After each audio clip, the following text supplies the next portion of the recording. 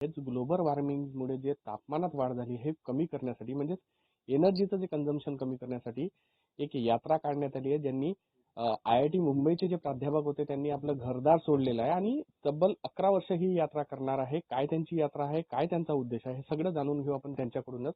अ, आपल्यासोबत चेतनसिंह सोलंकी सर आहे. सर, काय नेमकी तुमची यात्रा आहे आणि कशा पद्धतीने ही यात्रा असणार आहे?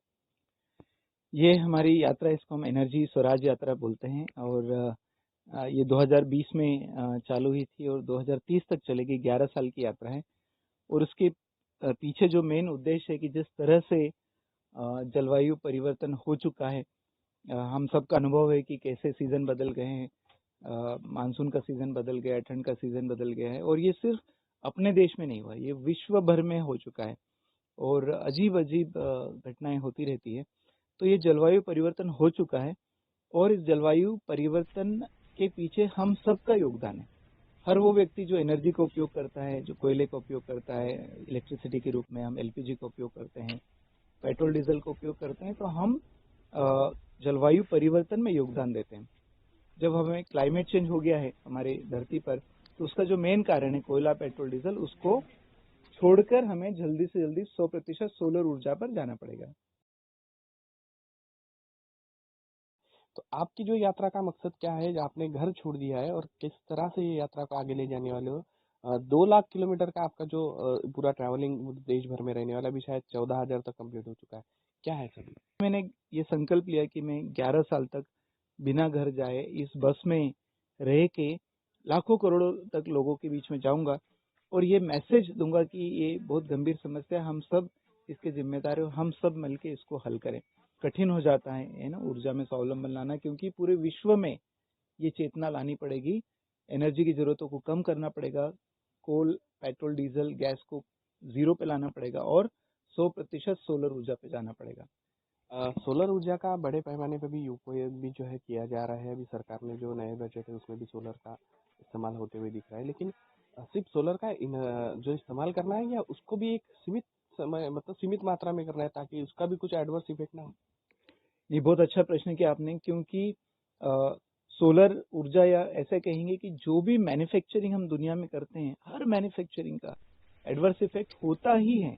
हाँ, कम हो सकता है परंतु जीरो नहीं हो सकता।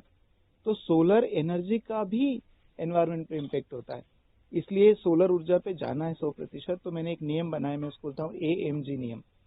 तो ए का मतलब होता है अवॉइड करे एनर्जी के उपयोग को, भले ही वो सोलर ऊर्जा क्यों ना हो। एम है मिनिमाइज करे, एफिशिएंट अप्लायंसेस का उपयोग करें, और फिर भी मिनिमाइज नहीं कर सकते बियॉन्ड सर्टन लिमिट, तो आखिरी काम ही जनरेट होना चाहिए।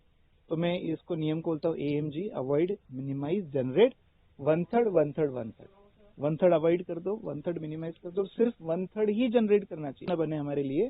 तो हमें AMG नियम का पालन करना चाहिए, सिर्फ 1/3 या 40% या 50% जरूरतों को ही सोलर पे पूरी करना चाहिए। हम रोजमर्रा की जिंदगी में जो चीजें इस्तेमाल करते हैं उसमें किस तरह से कमी लाके ये सब जो है जिसपे हम कंट्रोल कर सकते हैं, मतलब CO2 कंट्रोल कर सकते हैं, जैसे घर घर में होने वाले अप्लायंसेस से क्या बताएं? लगा कि कई सारी चीजों की जरूरत नहीं है, अवॉइड किया जा सकता है। जो मैं अपने घर का उदाहरण बताता हूँ, मैं IIT का प्रोफेसर हूँ, पर मेरे घर में करीब 3.5 साल 4 साल हो गए हमने फ्रिज का उपयोग बंद कर दिया, हमने गीजर का उपयोग बंद कर दिया, हमने AC का उपयोग कभी किया ही नहीं, माइक्रोवेव का उपयोग बंद कर दिया। तो ये सब चीज़ें अवॉइड कर सकते हैं और मेरे ख्याल से बाकी लोग भी अवॉइड कर सकते हैं। थोड़े से सचेत होने की ज़रूरत है। तो कम बिजली में चलता है तो वो करना चाहिए। यदि फ्रिज उपयोग करना ही है तो बहुत बड़ा फ्रिज नहीं करना चाहिए, छोटा फ्रिज हो 5 स्टार रेटेड करना चाहिए। तो इस तरह से एफिशिएंट अप्लायंसेस का उपयोग करके हमारी ज़रूरतों को बहुत कम किया जा सकता है। कम से कम 40 से 60% एनर्जी की ज़रूरतों को कम किया जा सकता है। 11 साल यदि बाहर रहना है तो ये बात तो क्लियर था कि हर अलग-अलग जगह रहना, खाना-पीना तो गड़बड़ हो जाएगी, स्वास्थ्य का भी ध्यान रखना है, 11 साल छोटे नहीं होते हैं। तो इसीलिए ऐसी कल्पना की कि एक ऐसी बस बनाई जाए जिसमें सोने की व्यवस्था, खाने की व्यवस्था और काम करने की व्यवस्था हो। तो ये जो जहाँ पर हम बैठे हैं अभी, ये मेरा बिस्तर है और बढ़िया कंफर्टेबल है। 14 महीने हो गए मुझे यहीं पर अच्छी नींद आती है। तो ये घर ही बन गया है, इसको मैं बस कहता ही नहीं हूँ। यहाँ पे लाइब्रेरी है, काम करने की जगह है, किचन है।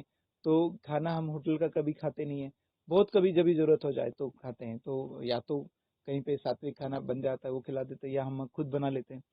तो दलिया खिचड़ी जो बहुत सिंपल सी चीज़ें हैं, फ्रूट्स हमेशा बस में रखते हैं। तो खाने पे ठीक से कर लिया और सोना ठीक से कर लिया तो मेरे ख्याल से और काम में यदि आनंद आता है तो फिर 11 साल बहुत लंबा समय नहीं है। आपने सोलर के पीछे ये सब काम कर रहे हैं, आपको सोलर गांधी भी कहा जाता है, और आपके स्वराज एनर्जी मतलब जो गांधी जी ने जो नारा दिया था स्वराज का वही है, तो क्या इस पीछे का क्या मतलब क्या जोड़ता है ये दोनों चीजें? वेल अब यदि हम गांधी जी का जीवन देखें और उन्होंने जो बातें कही थी और जैसे जैसे मेरी समझ भी बढ़ती जा रही है, अब मैं मुझे ये समझ में आ रहा है कि जो गांधी जी ने कहा था, गांधी जी ने कहा था दुनिया में सबकी जरूरत के लिए पर्याप्त है, किसी की लालच के लिए पर्याप्त नहीं। और ये उन्होंने तब कहा था जब तो क्लाइमेट चेंज भी नहीं था, इंडस्ट्री भी नहीं थी। तो क्यों कहा था? क्योंकि हमारी धरती का साइज ही सीमित है। हमारी धरती के ऊपर पानी फिक्स है, हवा फिक्स है, मिट्टी फिक्स है, हम चाह के भी बढ़ा नहीं सकते। फिर गांधी जी ने ये भी कहा था कि ग्राम स्वराज होना चाहिए, जो हमें जरूरत है वो लोकल पूरी होना चाहिए, जहां तक संभव हो सके जरूरतों को सीमित करें और सीमित जरूरतों को लोकल पूरा करें, अपनी छत पे पूरा करें, बिजली कनेक्शन छोड़ दें और आत्मनिर्भर हो जाएं। और हमारे प्रधानमंत्री जी भी कहते हैं हमें आत्मनिर्भर भारत की जरूरत है, तो आत्मनिर्भर ऊर्जा से ही आत्मनिर्भर भारत बन सकता है। लगता है कि यदि ये समस्या को हल करना है तो एनर्जी स्वराज, एनर्जी में स्वावलंबन या आत्मनिर्भरता सिर्फ अपने देश को जरूरी नहीं है, एनर्जी स्वराज पूरे विश्व को चाहिए। इंटरनेशनल लेवल पे प्रॉब्लम का एक कारण ये भी है। तो मेरे ख्याल से जो गांधी जी के विचार थे उसको ही मैंने एनर्जी में अप्लाई किया और वहीं से एनर्जी स्वराज की कल्पना हुई। मैंने एक किताब भी लिखी है जब मैंने यात्रा की थी, एनर्जी स्वराज। तो ये कल्पना कि सोलर में भी कैसा होना चाहिए वो हमें इस किताब में लिखा है। तो एनर्जी स्वराज लाना चाहिए और पूरे विश्व को एनर्जी स्वराज की जरूरत है।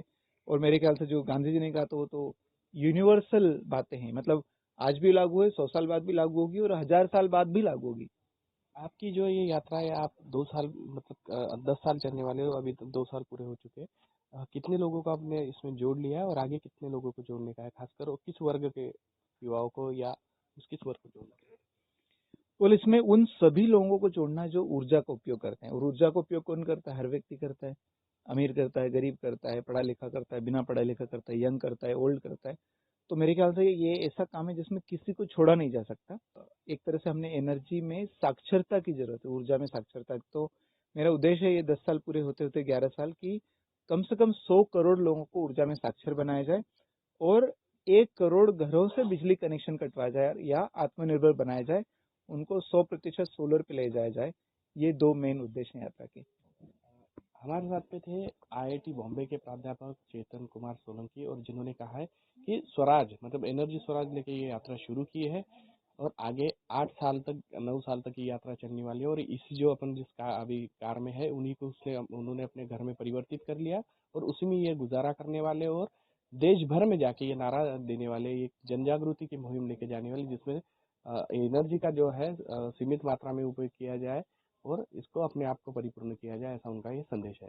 पराग ढोबळे, ईटीवी भारत, नागपुर।